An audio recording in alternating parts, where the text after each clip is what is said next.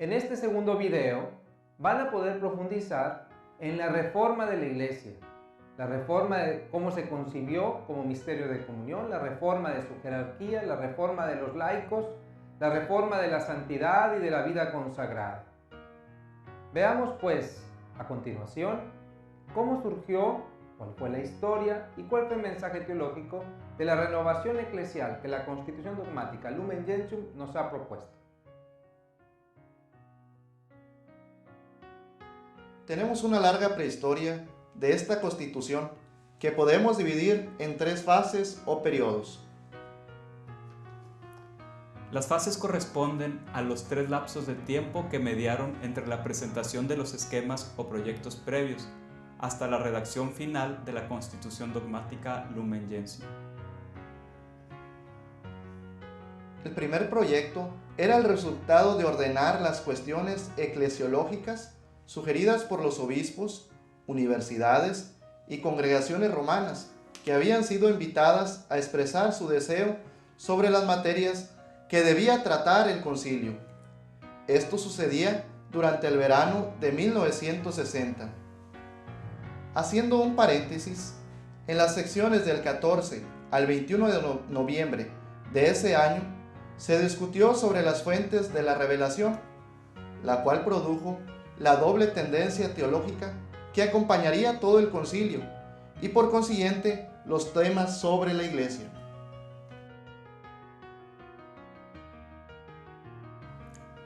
Así, del día 1 al día 7 de diciembre de 1962 se discute el primer esquema sobre la Iglesia.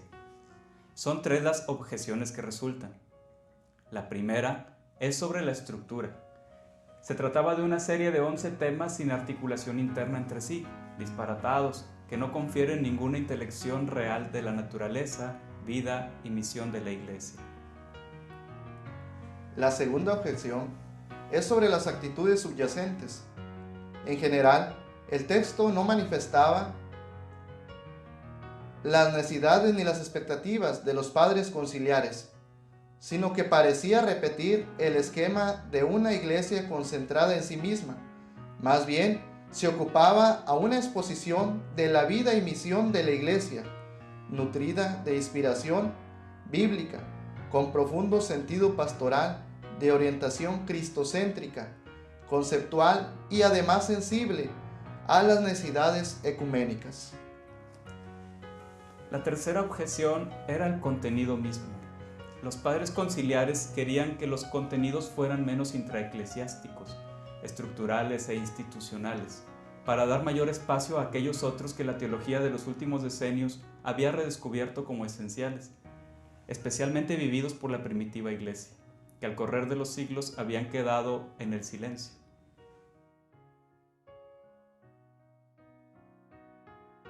Hay que resaltar que los discursos de los papas Juan XXIII y Pablo VI, al iniciar el concilio y en la apertura del segundo periodo conciliar, respectivamente, dieron pauta y espíritu a la formación de lo que al final dará a luz el Concilio Vaticano II, en particular la Lumen Gentium. Juan XXIII pensaba más en la misericordia que en la severidad, recordando la actitud de Jesús con el hombre caído. Establecía así la manera de hacer teología, de proponer la revelación al mundo y de pensar la propia Iglesia. Pablo VI, por su parte, insistió en 3 categorías: el diálogo de la Iglesia con el hombre y con el mundo, la Iglesia como misterio y el cristocentrismo.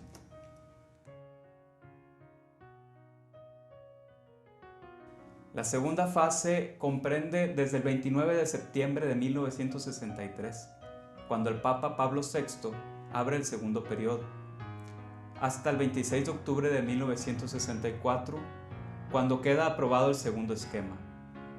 Dicho esquema se había propuesto al día siguiente de iniciado este segundo periodo conciliar, es decir, el 30 de septiembre del 63, y contaba solamente con 4 capítulos, a saber: 1. El misterio de la Iglesia. 2. la estructura jerárquica de la Iglesia y especialmente del episcopado. 3. El pueblo de Dios, especialmente los laicos. Y 4. La vocación a la santidad en la Iglesia.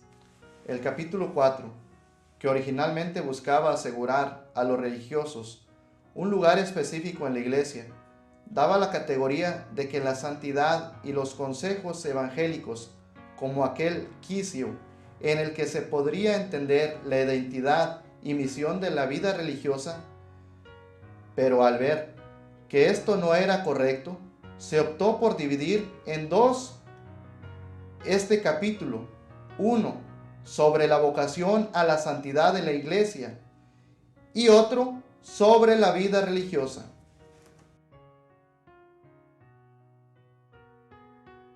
El tercer esquema o texto final, elaborado a lo largo de 1964, tenía como misión integrar todas las críticas manifestadas y sobre todo esclarecer la doctrina sobre el episcopado en torno al término colegialidad. Se habían desatado varias cuestiones. ¿Es la Iglesia una estructura colegial o por el contrario, es un poder absoluto que vuelve innecesarias las demás instancias? ¿Es la Iglesia constitucionalmente una monarquía? Y en general, ¿cuáles son las estructuras de relación, comunión, solidaridad y cooperación en la Iglesia?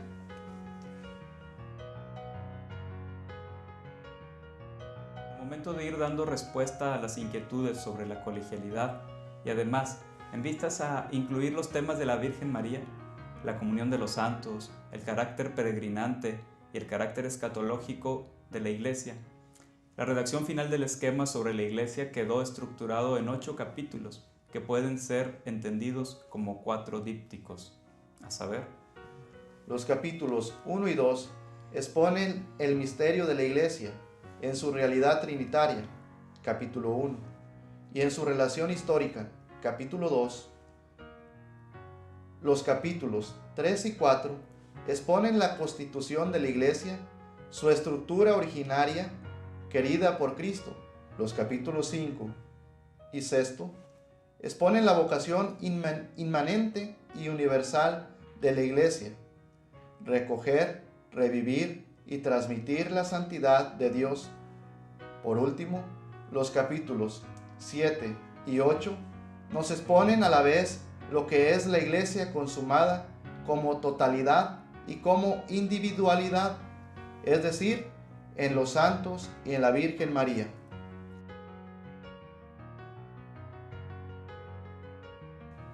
El 21 de noviembre de 1964, con 2.151 votos a favor y solo 5 en contra, queda aprobada finalmente la Constitución dogmática sobre la Iglesia, Lumen Gentium.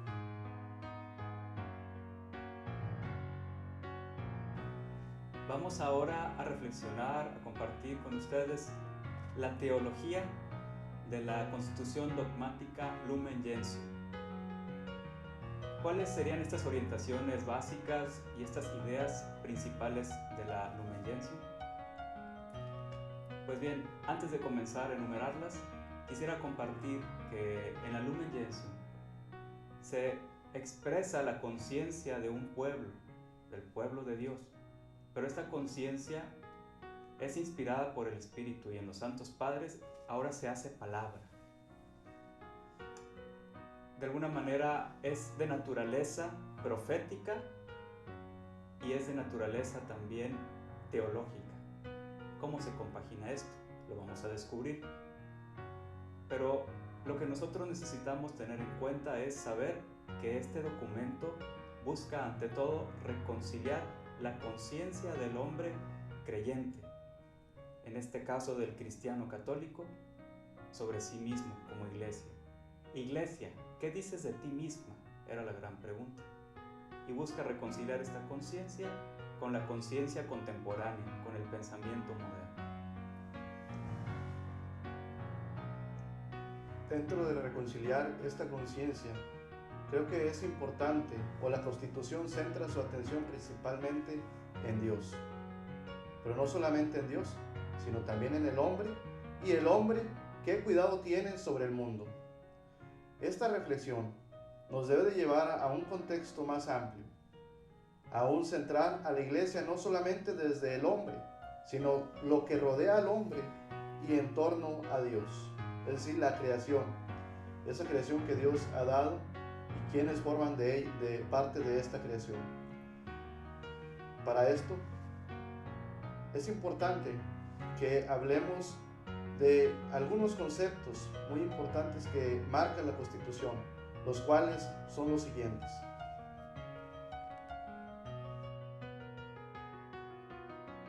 El número 1 principalmente es la comprensión sacramental de la Iglesia.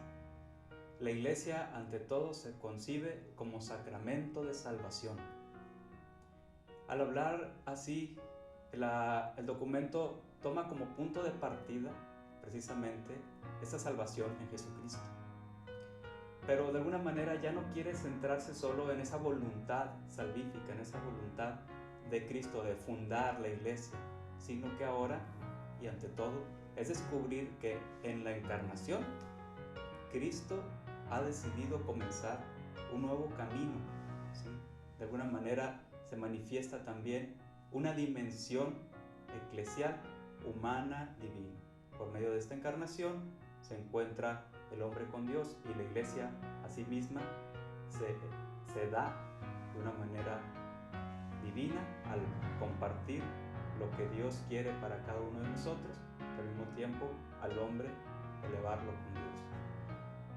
Puesta así, la Iglesia ahora se ve como servidora y ya no caben los triunfalismos, clericalismos o narcisismos. Eso ya debe de quedar en el pasado. El punto número 2 de esta Constitución nos habla del misterio trinitario. Y en este punto la Iglesia se debe concebirse en su relación con su tronco fundamental, que es Cristo, es decir, la salvación de todo género humano. Y la Iglesia se debe concebir como ese fundamento trinitario en Cristo y el Espíritu Santo. La Iglesia tiene que ver esa comunión de las tres personas divinas en torno a su misterio dentro de la Iglesia. Es decir, cómo está la Iglesia trabajando en comunión.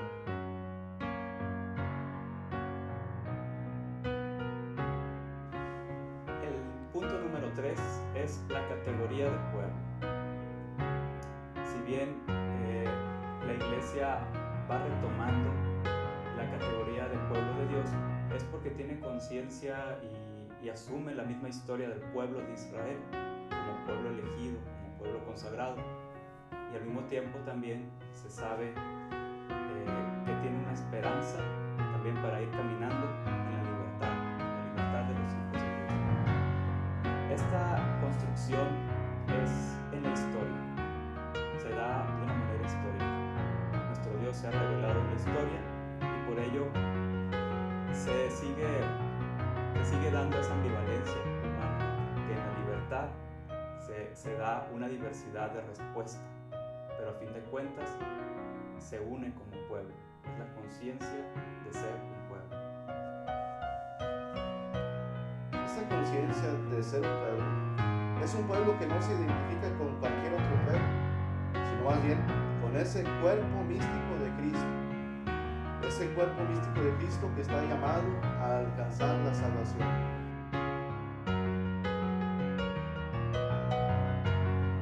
El punto número 4, podemos decir, esta idea teológica, es la idea del episcopado. De alguna manera, la Iglesia, al hablar de sacramentalidad, descubre que el mismo cuerpo de Cristo y entre sus miembros hablar concretamente del episcopado, tiene que aclarar y retomar la colegialidad, el sentido de colegialidad. Entonces, es sacramentalidad y colegialidad en los obispos y en la jerarquía de la Iglesia. ¿Cómo se da esto? Bueno, el obispo se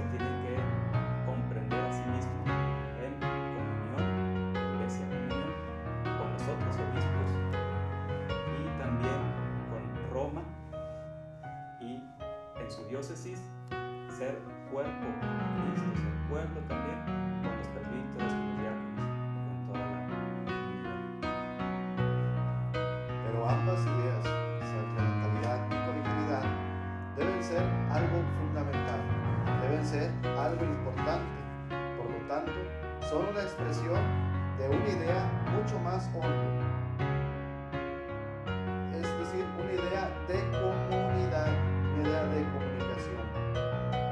No puede haber colegialidad, no puede haber sacramentalidad divididas, sino que más bien tienen que estar unidas.